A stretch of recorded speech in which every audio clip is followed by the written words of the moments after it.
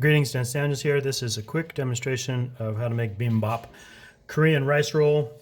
I've got some rice here. The rice is not special, nor is this recipe. I just took some regular whatever rice I had in the fridge, in the cupboard, added 1 part rice, 1.125 parts water to make the rice a little wetter.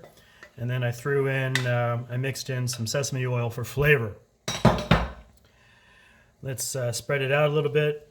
Try and get it to the edges.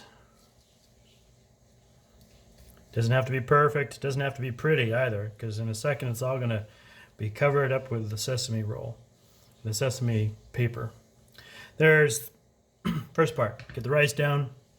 Now, I've got a lot of ingredients here, leftovers. At this point, it's my last one. So I've got some tofu that I fried, cut into strips. Just gonna throw it down. Here's some egg omelet that I fried, cut into strips. Again, it's not super scientific. I'm just putting it down onto the rice bed. And I got some cucumbers here, again, thinly sliced. You can put in carrots or kimchi or sliced fish or tuna fish or carrots, almost anything you want. Doesn't really matter, really.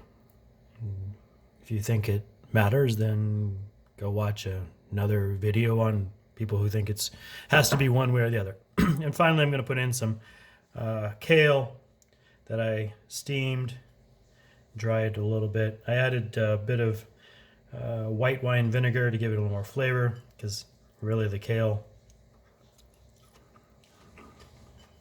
doesn't have much flavor when it's cooked. Even when it's not cooked, it doesn't have much flavor.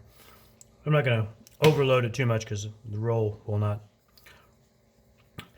work very well. So here we have some white sesame seeds, and here we have some black sesame seeds. Not much flavor difference between the two of them, but I think these have a little more nutty flavor. I add them mostly for texture, to break up the texture. It's nice to have a little difference when you take a bite of a roll, or a bite of anything actually. So roll the paper over ever so gently, give it a bit of a squeeze. Squeeze if it's a little fat in the middle, squeeze it out so it squeezes to the sides. Again, you don't want to press too much because you'll break the seaweed roll.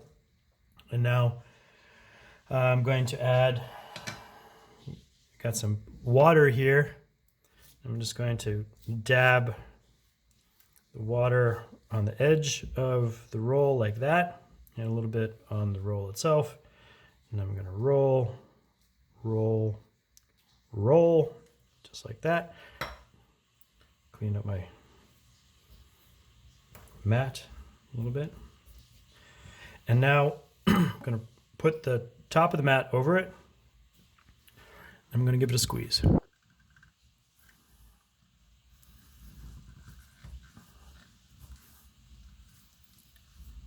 And what we're going to get here in a moment, a nice, almost rectangular bibimbap roll. You can see it's not 100% even, and if you're a purist, you're going to say, oh, it has to be the same distance, but I'm not a purist. I'm a cook, and I have to feed family.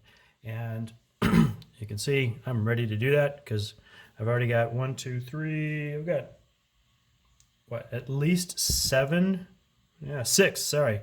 I've got 6 bibimbap rolls that I made in under 20 minutes, and I'm sure my family's going to like it because they're tasty, they're healthy, and they're relatively fast. So give yourself an opportunity to make some bibimbap rolls. They're not sophisticated, they're not difficult, and they are crowd pleasers. You can put them in your lunchbox, take them to work for lunch, put them in your backpack for a tour around the park or the forest. They're very handy, they're easy to eat, because they come in a convenient roll shape. All right, thanks for watching, and happy cooking.